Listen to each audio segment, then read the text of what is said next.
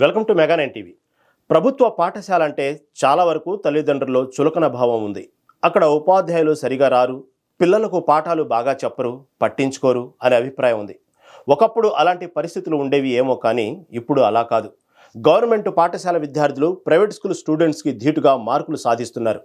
రీసెంట్గా విడుదలైన 10వ తరగతి ఫలితాల్లో చీరాల మండలం వేటపాలెం, ఈపురపాలెంకు చెందిన పేద విద్యార్థులు 500కు పైగా మార్కులు సాధించారు.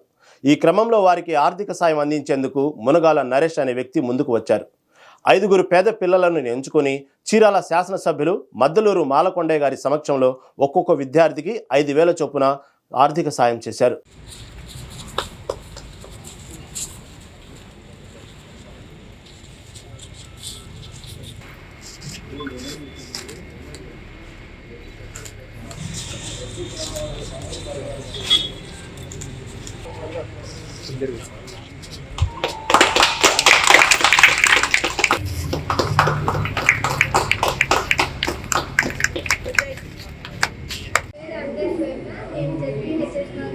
స్కూల్లో చదువుకున్నాను.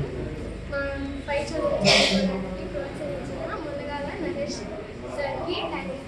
నేను 10వ తరగతిలో 531 స్కోర్ చేసుకున్నాను. మాకు ఇంకా పై చదువుకోవడానికి ప్రోత్సహించిన మునగాల నరేష్కి ఇంకా థ్యాంక్స్ చెప్పాను. నేను జెడ్పీహెచ్ఎస్ గర్ల్స్ వెల్ఫేర్లో చదువుకున్నాను. నాకు 10th క్లాస్లో 502 మార్క్స్ వచ్చాయి. మేము పై చదువుకోవడానికి హెల్ప్ చేసినందుకు మునగాల నరేష్ గారికి థ్యాంక్స్.